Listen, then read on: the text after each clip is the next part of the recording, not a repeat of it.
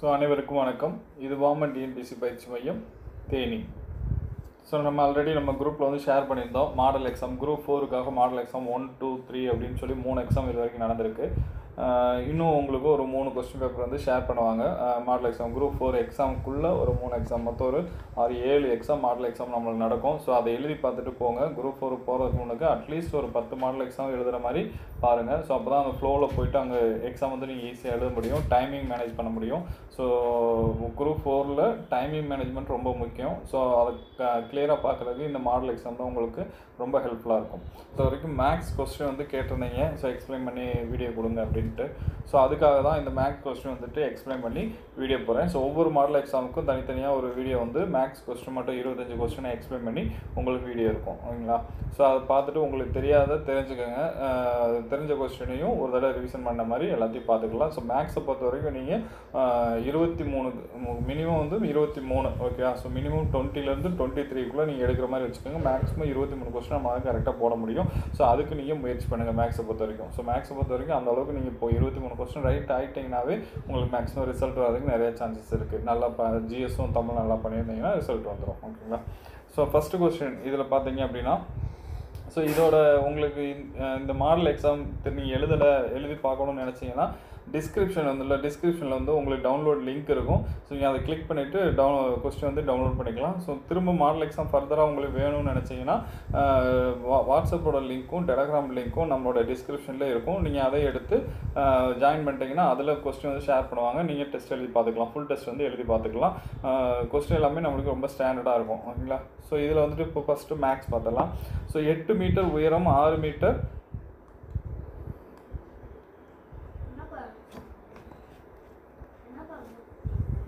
So 8 metre உயரம், 6 metre நீளம், 2.5 metre அகலம் கொண்ட ஒரு செவ்வக வடிவ நீர் தொட்டியானது எத்தனை லிட்டர் நீரை கொள்ளும்னு கேட்குறாங்க, ஓகே. ஒரு செவ்வக வடிவ அப்படின்னு சொல்லிட்டாங்க. செவ்வக வடிவமே கனசதுரம் வடிவில் இருக்குது. உயரம் கொடுத்துருக்கனால கனசதுரம் அப்படின்றதுல தான் இருக்குது. ஸோ கனசெவ்வகம் இருக்குது. ஸோ கனசெவ்வகத்துக்கு நமக்கு ஃபார்முலா என்னது? ஸோ கண்டிப்பாக இந்த ஏரியா அண்ட் வால்யூமை பொறுத்த வரைக்கும் உங்களுக்கு என்ன வேணும்? ஃபார்முலா தெரிஞ்சால் தான் நீங்கள் கண்டிப்பாக போட முடியும், ஓகே. ஸோ அதை கிளியராக ஞாபகம் வச்சுக்கோங்க. ஸோ நம்மளுக்கு ஃபார்முலா வந்து LPH தான் நம்மளுக்கு ஃபார்முலா. ஸோ L வந்துட்டு இதில் 6, B வந்துட்டு 2.5, H வந்து 8 மீட்டர். ஸோ இதெல்லாம் பெருக்கினீங்கன்னா உங்களுக்கு எவ்வளோ வருது? 6, 2.8, 6, 4, so 120 metre cube, okay. 120 metre cube. So இதில் வந்து நம்ம என்ன பண்ணால், இப்போ மீட்டர் கியூபில் இருக்குது. நம்மளுக்கு என்ன கேட்குறாங்க? லிட்டரில் கேட்குறாங்க. ஸோ அப்போ லிட்டரில் கேட்கும்போது 1 மீட்டர் கியூப் ஈக்குவல் நம்மளுக்கு எவ்வளோனா 1000 லிட்டர், ஓகே. 1000 லிட்டர். ஸோ இது உங்களுக்கு தெரியணும். 1 metre cube equal 1000 litre. So அப்போ 120 × 1000 போட்டிங்கன்னா 120 நம்மளுக்கு ஆல்ரெடி இருக்குது, இன்ட்டு 1000 போட்டிங்கன்னா உங்களுக்கு என்ன கிடைக்கும்? 1,20,000, ஓகே. So 1,20,000 litre. இந்த D தான் உங்களுக்கு answer, 1,20,000 litre, okay. So next question பார்த்தீங்கன்னா, ஒரு கனசெவ்வக வடிவ மீன் தொட்டியின் வெளி அளவுகள் முறையே, ஓகே. ஸோ இதுவும் கனசெவ்வகம் தான் கொடுத்துருக்காங்க. ஸோ கனசெவ்வகத்தில் LPH கொடுத்துட்டாங்க. So L = 80, B = 30 centimetre, H = 40 centimetre. So LBH கொடுத்துட்டாங்க, நம்ம வேல்யூ கொடுத்துட்டாங்க. ஸோ என்ன கேட்குறாங்கன்னா, அந்த தொட்டிக்கு வந்து சில பக்கம் மட்டும் வண்ணத்தாள் வந்துச்சு ஒட்டுறாங்க, ஓகே. ஸோ அப்படி ஒட்டப்பட்ட வண்ணத்தாளின் பரப்பளவு என்னன்னு கேட்குறாங்க. ஸோ நார்மலாக நம்மளுக்கு வந்து அடிப்பக்கம் எவ்வளோ கொடுத்துட்டாங்க உங்களுக்கு? ஸோ தொட்டியின் அடிப்பக்கம், ஓகே. எங்கெங்கே ஒட்டுறாங்கன்னு பார்த்தீங்கன்னா, தொட்டியோட அடிப்பக்கத்தில் ஒட்டுறாங்க. 2 பக்கவாட்டு பக்க முகங்களும் ஒட்டுறாங்க. ஒரு பின்பக்க முகம் அதுலேயும் ஒட்டுறாங்க. ஸோ நார்மலாக ஒரு கனசெவ்வகம் வந்து உங்களுக்கு இந்த மாதிரி இருக்குமா? ஸோ ஒரு கனசெவ்வகன்றது உங்களுக்கு இப்படி இருக்கும், ஓகே.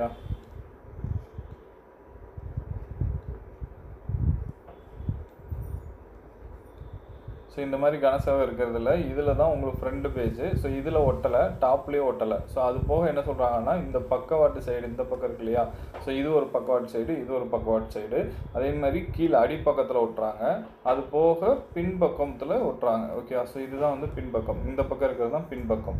ஸோ அப்போ 4 பக்கங்களில் ஒட்டுறாங்க. ஸோ ஃபஸ்ட்டு நம்மளுக்கு வந்து அடிப்பக்கம், ஓகே. ஸோ அடிப்பக்கத்தில் உங்களுக்கு என்ன இருக்குது? இங்கே L, இங்கே B இருக்கும். ஸோ இது வந்து H. ஸோ அடிப்பக்கத்தில் Lம் B இருக்குது. ஸோ அப்போ அதோட பரப்பு LB. ஸோ 2 பக்கவாட்டு பக்கம். ஸோ பக்கவாட்டு பக்கம்னா BH, இங்கேயும் என்ன இருக்கும் உங்களுக்கு?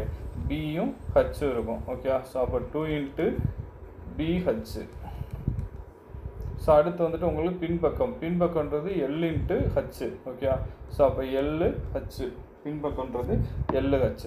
ஸோ இதுதான் வந்து அந்த வண்ணத்தாளோட பரப்பு. ஓகே, ஸோ இதில் டேரெக்டாக நீங்கள் ஃபார்முலா சப்ஸ்டியூட் பண்ணாவே உங்களுக்கு ஆன்சர் வந்துடும். ஸோ ஃபார்முலா சப்ஸ்டியூட் பண்ணிங்கன்னா உங்களுக்கு எல் வந்து 80, பி வந்து 30 plus 2 into 30 into 40 plus L வந்துட்டு 80 இன்ட்டு ஹச் வந்துட்டு 40. ஸோ இதை பெருக்கினீங்கன்னா ஆன்சர் வந்துடும். ஸோ ஆன்சர் வந்து உங்களுக்கு எவ்வளோ வருது? 8000 சென்டிமீட்டர் ஸ்கொயர். ஓகே, பரப்பில் கேட்டிருக்காங்க, அதனால centimetre square, 8000 centimetre square. So அதுக்கடுத்து ஒரு பொருளின் மீது வழங்கப்படும் 2 தொடர் தள்ளுபடிகள் முறையே. ஓகே, ஸோ ஒரு பொருள் வாங்குகிறோம், ஸோ 2 தடவை தொடர்ந்து தள்ளுபடி பண்ணுறாங்க, அதுக்கு நேரான ஒரே சமமான தள்ளுபடி சதவீதத்தை காண்க கேட்குறாங்க.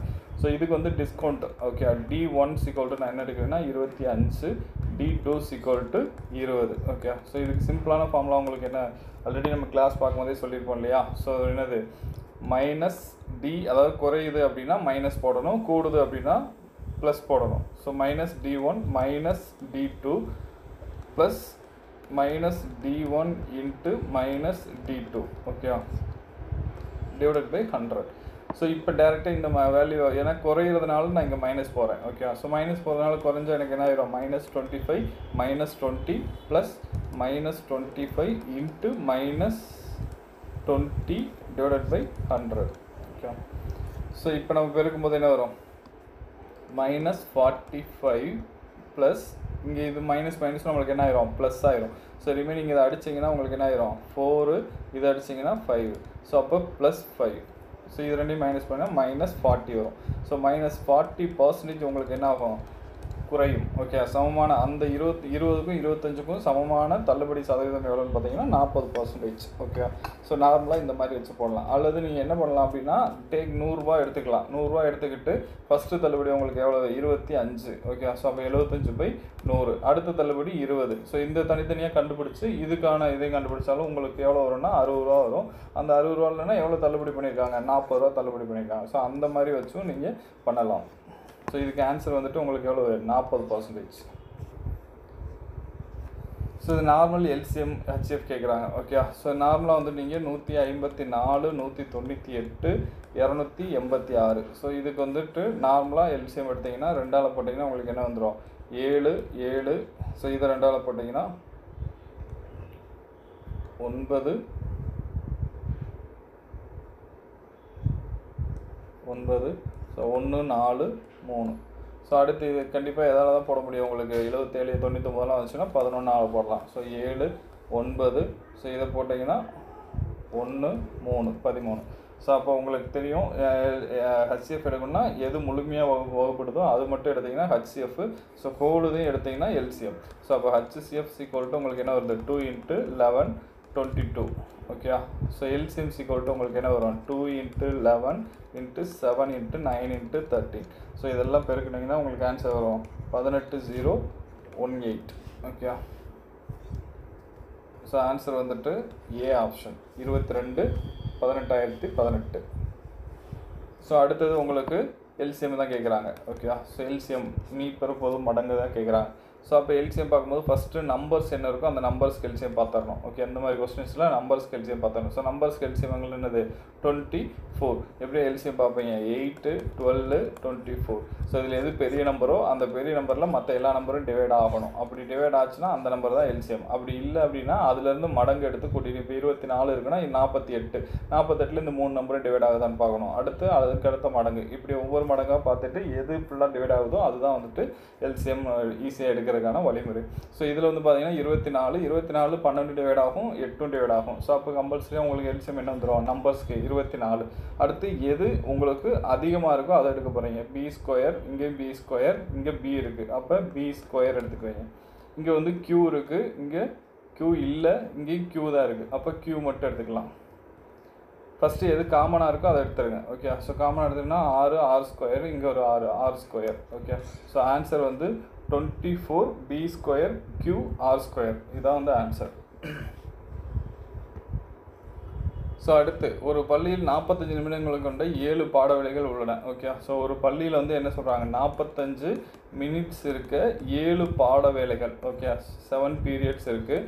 ஸோ அவங்க என்ன சொல்கிறாங்கன்னா, அப்பள்ளியில் 9ஆக பீரியட் வந்து 9ஆக மாற்றுறாங்க. ஸோ 9ஆக மாற்றும் போது இதோட டைமிங் வந்து எப்படி இருக்கும் அப்படின்னு கேட்குறாங்க. ஓகே, ஸோ அப்போ 45 × 7, ஸோ மொத்த டைமிங் எவ்வளோ தெரிஞ்சிடும். அதை வந்து நீங்கள் 9ஆல் டிவைட் பண்ணிங்கன்னா உங்களுக்கு தெரிஞ்சிடும். ஸோ இதை வச்சு அடிக்கும்போது 5 7 5 35.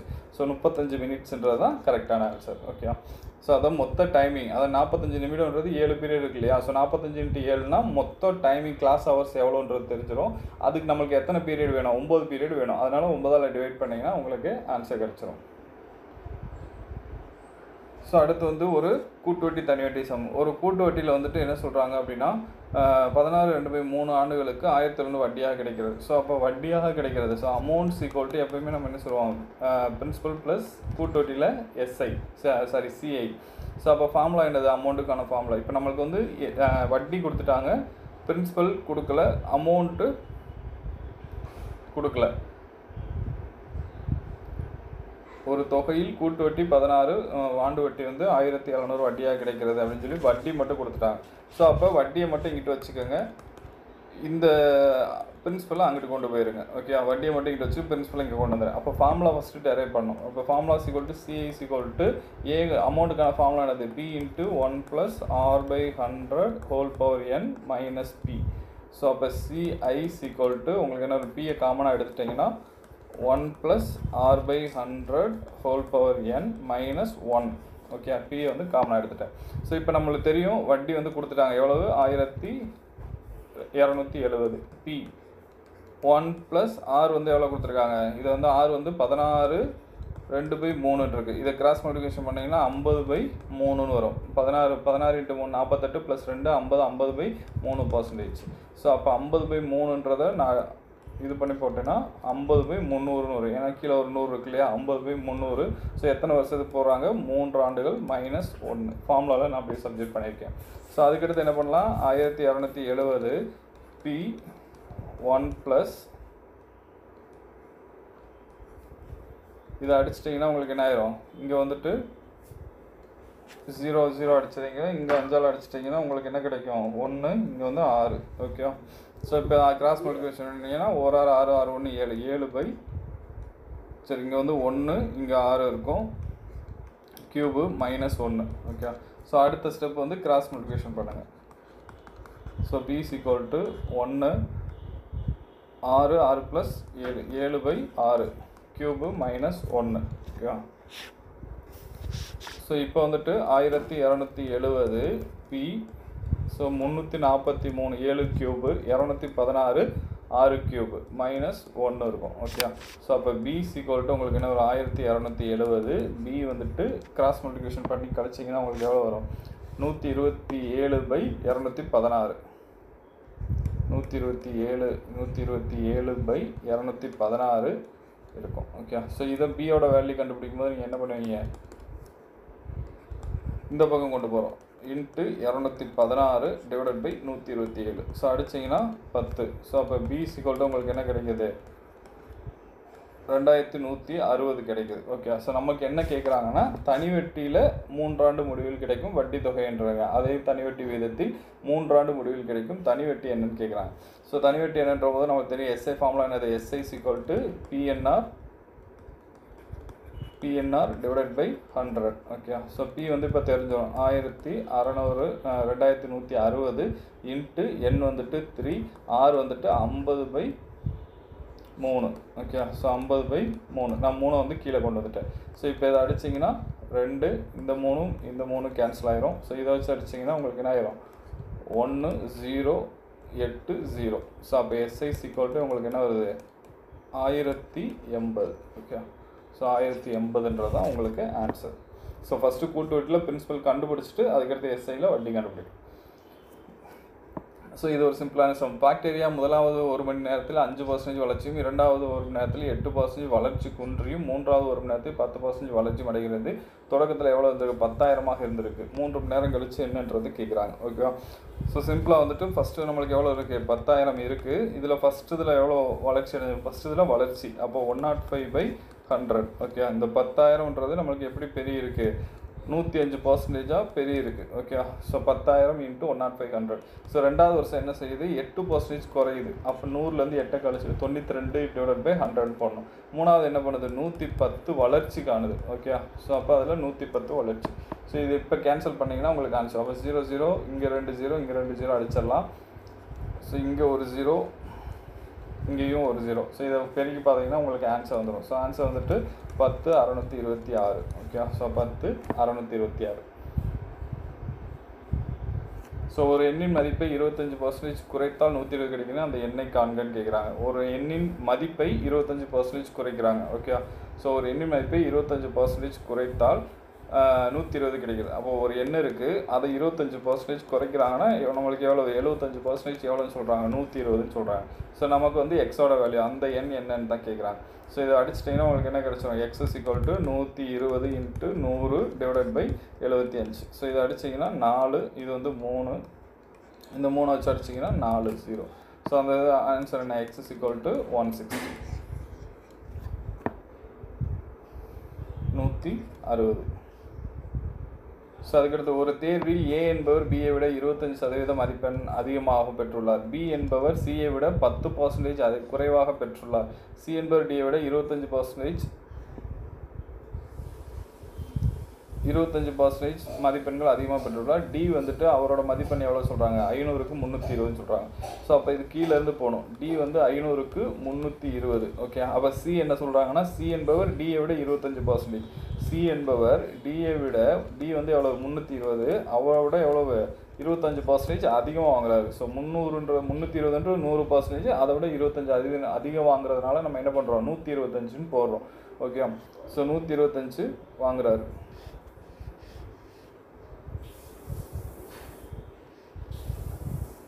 ஸோ அதை விட அதிகமாக 125% வாங்குறாரு. ஸோ இதை கேன்சல் பண்ணி பார்த்தீங்கன்னா உங்களுக்கு எவ்வளோ கிடைக்குது? ஸோ 5, இது வந்து 4, ஸோ இங்கே அடிச்சிங்கன்னா 8. ஸோ உங்களுக்கு 400. ஓகே, ஸோ C வந்து 400. அடுத்து என்ன சொல்கிறாங்க? B வந்து எவ்வளோ பண்ணுறாரு? Cயை விட 10% குறைவு. அப்போ C வந்து நம்ம எவ்வளோ கண்டுபிடிச்சிருக்கோம்? 400. 10% குறைவுன்றது 90. 90/100. ஸோ இதை அடிச்சிட்டிங்கன்னா உங்களுக்கு எவ்வளோ வருது? 36, 360. ஓகே, அப்போ A என்ன சொல்கிறாங்கன்னா 25% அதிகம், Bயை விட 25% அதிகம். ஸோ அப்போ 360 × 125/100. ஸோ 5, 4 இதை அடிச்சிங்கன்னா 9. ஸோ அப்போ 95 45 450. ஏவோட வேல்யூ எவ்வளவு? 450. நம்ம கேட்குறது ஏவோட வேல்யூ தான் கேட்குறாங்க. ஸோ 450. ஸோ அடுத்து ஒரு உள்ளீடற்ற அரைக்கோள ஓட்டின் உள் மற்றும் வெளிப்புற ஆரங்கள் முறையும் 3 மற்றும் 5 சென்டிமீட்டர். ஓட்டின் வலைபரப்பு என்னன்னு கேட்குறாங்க. ஓகே, வலைபரப்பு மற்றும் புறப்பரப்பு. ஓகே, உள்ளீடற்ற அரைக்கோளம். ஓகே, உள்ளீடற்ற அரைக்கோளம் வேறு, வெறும் அரைக்கோளம்ன்றது வேறு. ஸோ உள்ளீடற்ற அரைக்கோளம்ன்றது உங்களுக்கு இதுதான், உள்ளே வந்து ஒன்றுமே இருக்காது. ஓகே, ஸோ உள்ளே ஒன்றுமே இருக்காது, அதான் உள்ளீடற்ற அரைக்கோளம். ஸோ இதுதான் வந்து ஆரங்கள் வந்து வெளியிலேருந்து ஆரம் எவ்வளோன்னு கொடுத்துட்டாங்க. ஸோ அதேமாதிரி உள்ளே இருக்க ஆரம் எவ்வளோன்றது தனியாக கொடுத்துட்டாங்க. ஓகே, ஸோ இதோட வலைபரப்பு மொத்த பரப்பு கேட்குறாங்க. ஸோ நார்மலாக வந்து நம்மளுக்கு அரைக்கோளத்துக்கான பரப்புக்கான ஃபார்முலா என்னது? அரைக்கோளத்துக்கான கன அளவு ஃபார்முலா வந்து பார்த்தீங்கன்னா 2/3/r³. ஓகே, ஸோ இது நார்மலானது. ஸோ அடுத்து அரைக்கோளத்துக்கான வலைபரப்பு ஃபார்முலா வந்துட்டு என்னது நம்மளுக்கு? 2/r². ஸோ அரைக்கோளத்துக்கான மொத்த பரப்பு, இதுக்கு ஃபார்முலா வந்து 3/r². ஓகே, ஸோ இதுதான் வந்து நார்மலான ஃபார்முலா. ஆனால் நம்மளுக்கு என்ன கேட்குறாங்கன்னா உள்ளீடற்ற. ஓகே, ஸோ உள்ளீடற்ற அரைக்கோளத்தின் வலைபரப்பு ஃபஸ்ட்டு கேட்குறாங்க.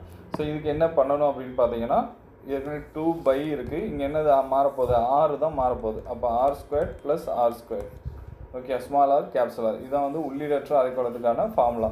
ஸோ அப்போ 2/r பதிலாக என்ன போடலாம்? ஸோ ஆருக்கு பதிலாக என்ன வேல்யூ கொடுத்துருக்காங்க? 3 மீட்டர் 5 மீட்டர். ஓகே, ஸோ வெளிப்புற ஆரம்ன்றது உங்களுக்கு 5², உள்புற ஆரம்ன்றது 3². ஸோ அப்போ 2 × 22/7. ஸோ இது வந்து 25 + 9. ஸோ எவ்வளோ வருது? 2 × 22/7. 20 + 9ன்றது 34. ஓகே. ஸோ இதை நீங்கள் சிம்பிளை பண்ணிங்கன்னா உங்களுக்கு ஆன்சர் எவ்வளோ வருது? பண்ணிங்கன்னா 213.71 m² தான் உங்களுக்கு வரும்.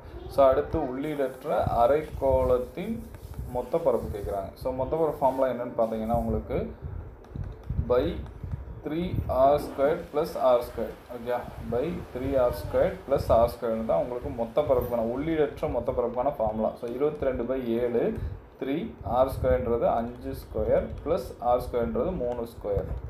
ஸோ அப்போ 22/7 × 3 × 5². 5² போடும்போது உங்களுக்கு 25. 75 ப்ளஸ் இங்கே வந்துட்டு என்ன வந்துடும்? 9. ஸோ அப்போ இது ரெண்டையும் இருக்கணும் 87. அப்போ 22/7 × 84. ஸோ இதை அடிச்சிங்கன்னா உங்களுக்கு 1 2. ஸோ இது ரெண்டையும் பெருக்கிறீங்கன்னா 264. ஓகே. ஸோ அப்போ ஏ தான் ஆன்சர். உள்ளீடற்ற அரைக்கோளம்ன்றது வேறு, வெறும் அரைக்கோளம்ன்றது வேலை. ஸோ அதுக்கு வந்து ஃபார்முலா நல்லா பார்த்து வச்சுக்கோங்க. உள்ளீடற்ற அரைக்கோளத்துக்கு இதான் வந்து ஃபார்முலா. உங்களுக்கு வளைபரப்பு ஃபார்முலா. இது வந்துட்டு மொத்த பரப்பு formula by 3r² + r². Okay. So தெளிவாக எழுதுகிற இன்னொருத்தர கூட by 3r² +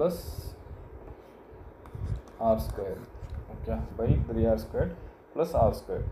ஸோ இது வந்து மொத்த பரப்பு ஃபார்முலா. ஸோ இதுலேயே கன அளவு ஃபார்முலா என்னென்னா அதே தான். உங்களுக்கு கன அளவு வந்து என்ன சொன்னோம்? 2/3/r² + r². Okay, r² + r². So அடுத்து சமமான விட்டம் உயரம் உடைய ஒரு உருளை, கூம்பு மற்றும் கோளத்தின் கன அளவு விகிதத்தை காண்க. ஸோ சமமான விட்டம் மற்றும் உயரம் சொல்லிட்டாங்க. சமமான விட்டம் மற்றும் உயரம். ஸோ அப்போ விட்டம் d = உங்களுக்கு என்னது? 2r தான் விட்டம். ஓகே. ஸோ விட்டமும் உயரமும் சமம்னு சொல்லிட்டாங்க. அப்போ h = 2r. ஓகே. சிம்பிளாக இதை எடுத்துட்டிங்கன்னா போதும், ஆன்சர் போட்டுடலாம். ஸோ ஃபஸ்ட்டு வந்து இதில் இருக்கிற ஆர்டரை நீங்கள் மாற்றக்கூடாது. உருளை, கூம்பு, கோளம். ஸோ அப்போ உருளைக்கான கன அளவு ஃபார்முலா என்னது? by r² h is to. So அடுத்து கூம்புக்கு 1/3/r² h. கோளத்துக்கு வந்து 4/3/r² h. ஓகே. ஸோ இப்போ வந்து பை எல்லாத்துலேயும் காமனாக இருக்குது. ஸோ அதை இங்கேயே எடுத்து விட்டுறலாம். ஓகே. ஸோ ரிமைனிங் எனக்கு நமக்கு r². ஸோ ஹச்சுக்கு நமக்கு என்ன வச்சுருக்கோம்? 2r². 2r is to 1/3. இங்கேயும் r² இருக்குது. ஹச்சுக்கு வந்து 2r போடுறோம். ஸோ இங்கே வந்து 4/3.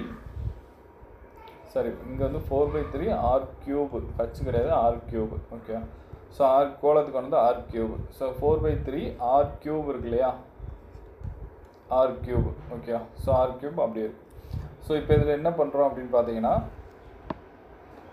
இதை உள்ளே பெருக்கும்போது உங்களுக்கு என்ன ஆயிரும்? 2r³.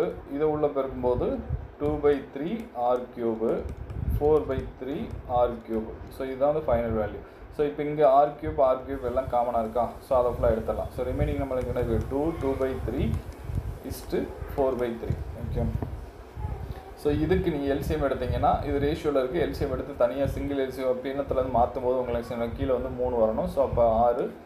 இங்கே வந்து கீழே 3 வரனால இங்கே கீழே மேலேயும் 3ஆல் பெருக்கும். ஸோ 6 இஸ்ட்டு ஏற்கனவே 3 இருக்குது, 2:4. ஸோ இதை சிம்பிளை பண்ணிங்கன்னா 3:1:2. ஸோ இதுதான் வந்து ஆன்சர். ஸோ அடுத்து ஒரு ஆவரேஜ் சம் கொடுத்துருக்காங்க. ஸோ ஆவரேஜ் = நம்மளுக்கு ஜஸ்ட் வந்து ஃபார்முலா வந்து தெரிஞ்சு வரணும். ஆவரேஜ்னால் என்ன அர்த்தம்? கொடுக்கப்பட்ட எண்களின் கூடுதல்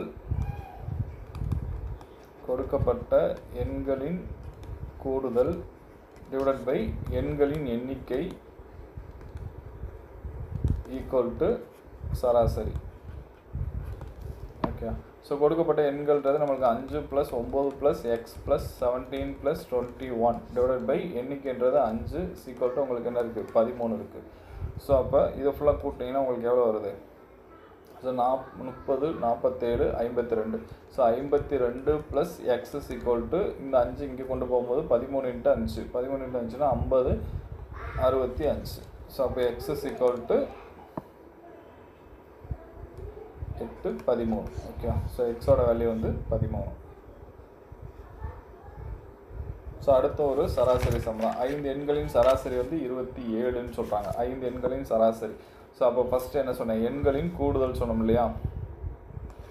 ஸோ கொடுக்கப்பட்ட எண்களின் கூடுதல் டிவைடட் பை எண்ணிக்கை ஈக்குவல் டு சராசரி.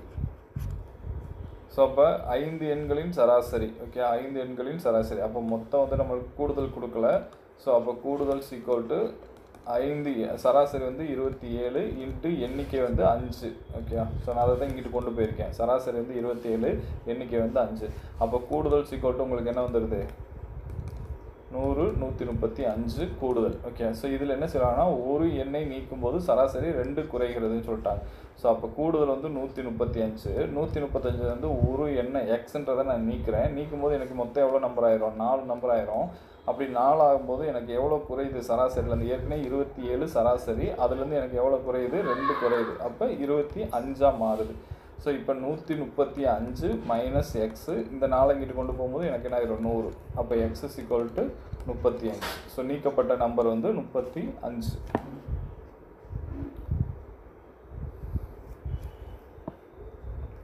ஸோ இதில் வந்துட்டு 5க்கு அடுத்து வரக்கூடியதும் எண் 3ஐ தொடர்ந்து வராதமாகிய, ஓகே, எண் 3ஐ தொடர்ந்து வராதமாகிய எண் 8இன் எண்ணிக்கையை காண்கன்னு கேட்குறாங்க. ஓகே, ஸோ 5க்கு அடுத்து வரணும், 3 தொடர்ந்து வரக்கூடாது, 3ஐ தொடர்ந்து வரக்கூடாது. ஓகே, ஸோ இந்த மாதிரி எத்தனை 8 இருக்குதுன்னு கேட்குறாங்க. ஸோ 5க்கு அடுத்து முதல் 8 இருக்கிறதெல்லாம் அண்டர்லைன் பண்ணிடுங்க. எங்கெல்லாம் 8 இருக்கோ அதுதான் நம்மளுக்கு மெயினாக தேவைப்படுது. ஓகே,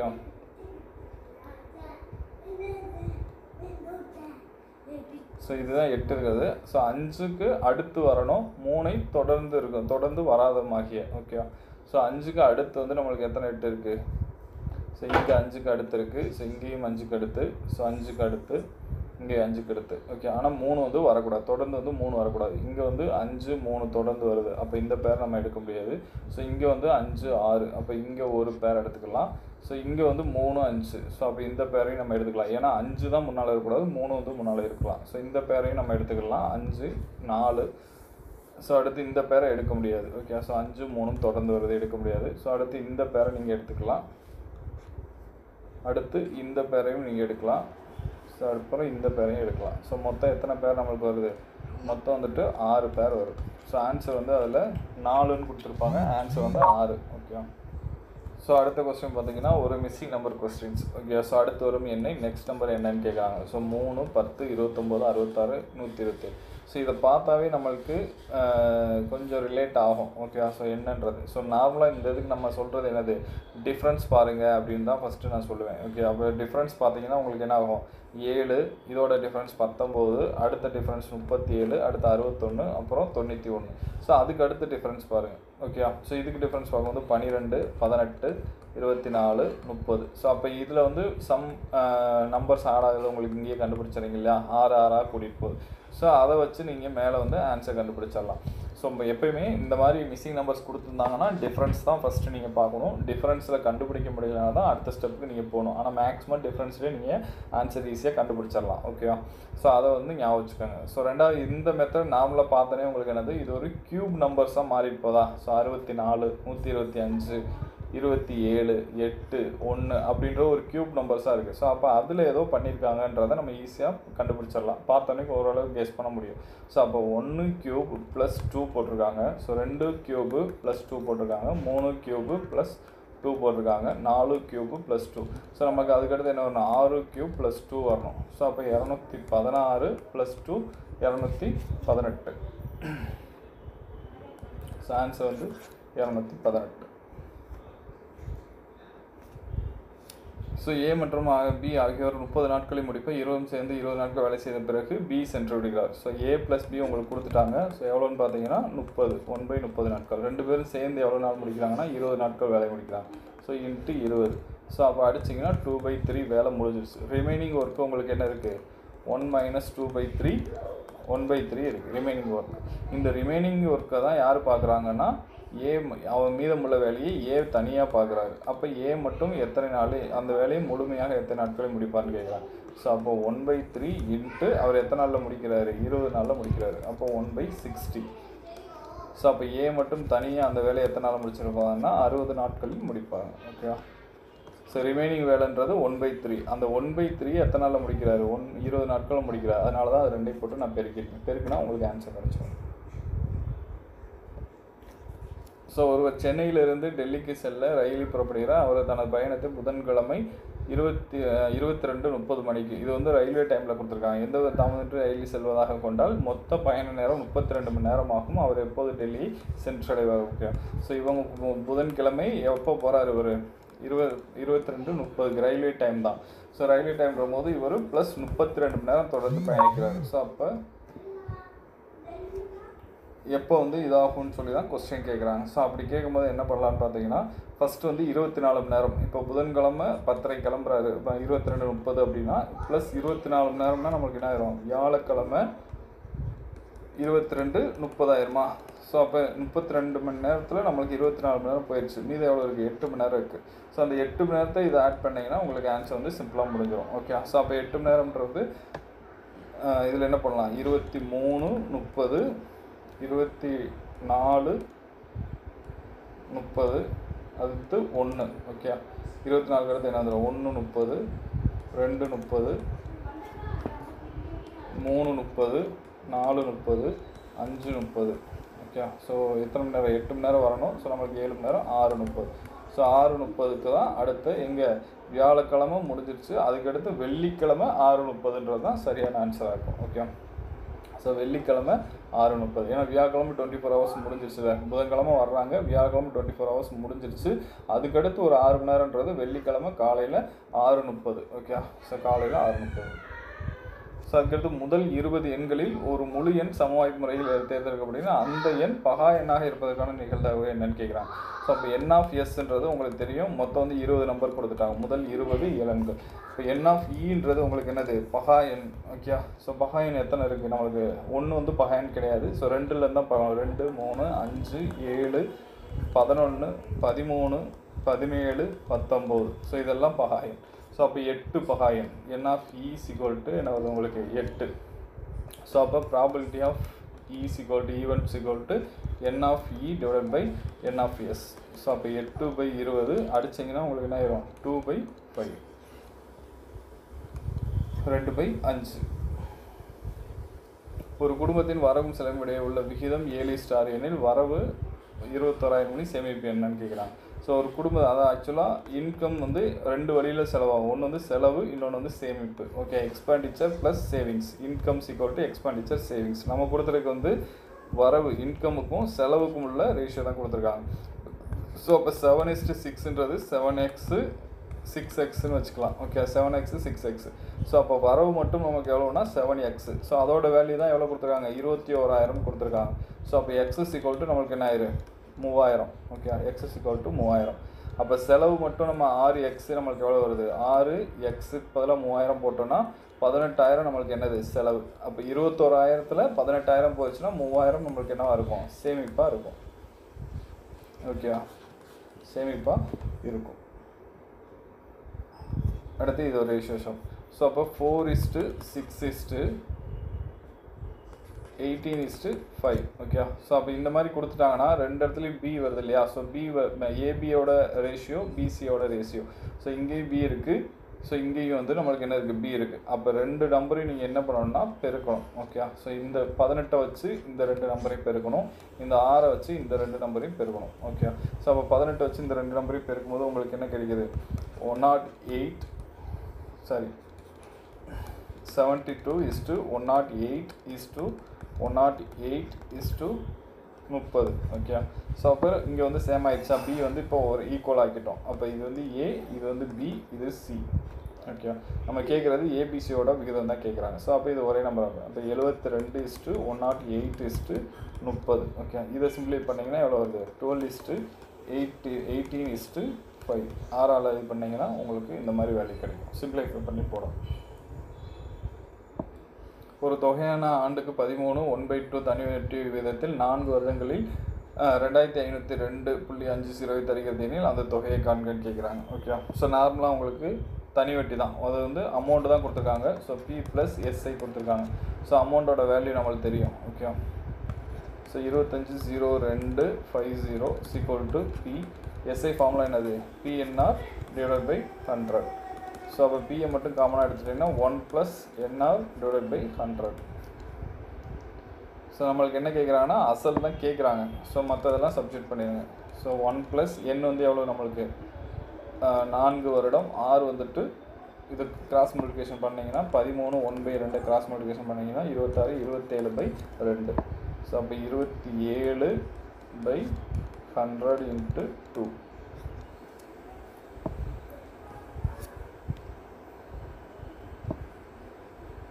ஸோ அப்போ P × 1 +, ஸோ இதை அடிச்சிங்கன்னா உங்களுக்கு என்ன ஆயிரும்? 50. ஸோ இன்ட்டு இங்கே வந்துட்டு சாரி இங்கே 25னா 50 ஆயிரும். அப்போ 27/50. 27/50. ஓகே. ஸோ இங்கே வேல்யூ நம்மளுக்கு என்ன இருக்குது? 2502 × 50 P × கிராஸ் மல்டிப்ளிகேஷன் பண்ணிங்கன்னா 77/50. ஸோ அப்போ P = 250250 divided by into 50 divided by 77. So இதை அடிச்சிங்கன்னா உங்களுக்கு ஆன்சர் கிடச்சிடும். ஸோ ஆன்சர் வந்துட்டு உங்களுக்கு எவ்வளவு? 1625. ஓகே. ஸோ இதை கேன்சல் பண்ணி பாருங்கள், ஆன்சர் வந்துடும். ஸோ அடுத்தது வந்து கடனாக வழங்கப்பட்ட அசல் 3600 ஆண்டுக்கு 2 ஆண்டுக்கு 3 மாத காலத்திற்கு பின் தனிவட்டி வீதம். ஓகே, 2 ஆண்டுகள் 3 மாத காலத்தில் தனிவட்டி மூலம் பெறப்படும் மொத்த தொகை கொடுத்துட்டாங்க. வட்டி வீதம் என்னன்னு கேட்குறாங்க. 6 தான் நம்மளுக்கு கேட்குறாங்க. வட்டி வீதம் 6 கேட்குறாங்க. ஸோ அப்போ வந்து அசல் நம்மளுக்கு தெரியும் 3600, சாரி 36000. அசல் வந்து 36000. மொத்த தொகை கொடுத்துட்டாங்க 42480. ஸோ அப்போ பிரின்சிபல் எவ்வளோ கட்டியிருக்காங்க? பிரின்சிபல் வந்துட்டு எவ்வளோ கட்டியிருக்காங்க நம்மளுக்கு? தனி வட்டி தான். ஸோ எஸ்ஐ = பிரின்சிபல் மட்டும் நம்மளுக்கு எவ்வளோன்னா இங்கே ஒரு 6480 வந்து வட்டி கட்டியிருக்காங்க. ஸோ நம்மளுக்கு என்ன கொடுத்துட்டாங்க? 2 ஆண்டுகள் 3 மாதம் அப்படின்னு சொல்லிட்டு.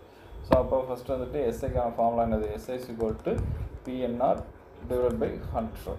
ஓகே. ஸோ அப்போ எஸ்ஐ = 6480. டி வந்துட்டு 36000 இன்ட்டு n வந்துட்டு நம்மளுக்கு எவ்வளவு? 2 இயர்ஸ். 2 இயர்ஸ் நீங்கள் மந்த்தாக ஃபுல்லாக மாற்றிட்டிங்கன்னா 2 இயர்ஸ்க்கு உங்களுக்கு என்னது? 24.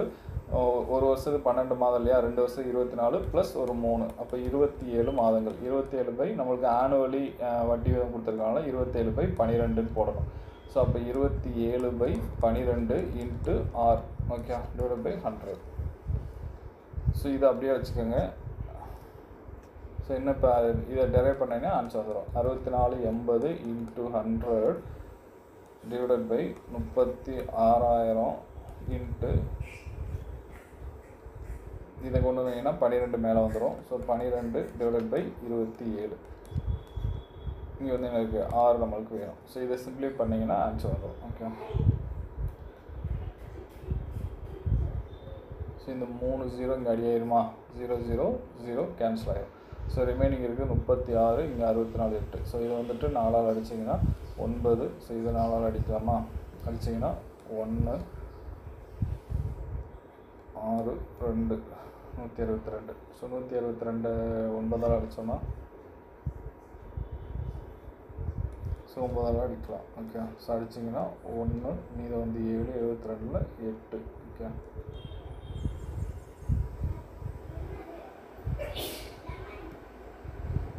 அடுத்து இதை வச்சு அடித்தோன்னா இங்கே வந்து பார்த்திங்கன்னா 2, இங்கே 3. ஸோ இதை வச்சு அடிச்சிங்கன்னா 4. ஸோ மொத்தம் வந்துட்டு 8% இருக்கிறதா R = 8%. ஓகே. R = இது வந்து நீங்கள் அடித்தல் மட்டும் கரெக்டாக, வகுத்தல் மட்டும் உங்களுக்கு பெருக்கல் வகுத்தல் மட்டும் தெரிஞ்சுன்னா காம்பவுண்ட் இன்ட்ரெஸ்ட்டும் சிம்பிள் இன்ட்ரெஸ்ட்டும் ஈஸியாக முடிச்சிடலாம். ஓகே.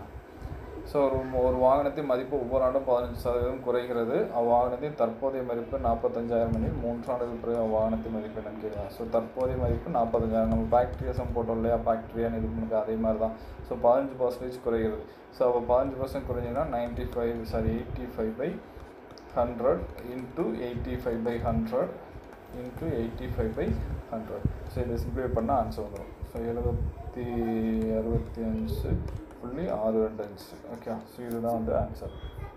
ஸோ இதெல்லாம் நீங்கள் வித்தின் ஒரு நிமிஷத்துக்குள்ளே போட்டிங்கன்னா உங்களுக்கு ஜிஎஸ்க்கு நிறைய டைம் இருக்கும். ஓகே, ஸோ பெருக்கல் மட்டும்தான் டைம் எடுக்கும்போது நீங்கள் அதை ப்ராக்டிஸ் பண்ணிக்கிட்டே இருந்தீங்கன்னா அது ரொம்ப சிம்பிளாக ஈஸியாக வந்துடும். ஓகே, ஸோ இரு மிகை முழு எண்களின் மீப்பெரு பொது வகுத்தி ஹச்சிஎஃப் என்ன சொல்லிட்டாங்க, 1ன்னு சொல்லிட்டாங்க. எண்ணில் அவ்விரு எண்களும் எவ்வாறு அழைக்கப்படும்ன்றாங்க.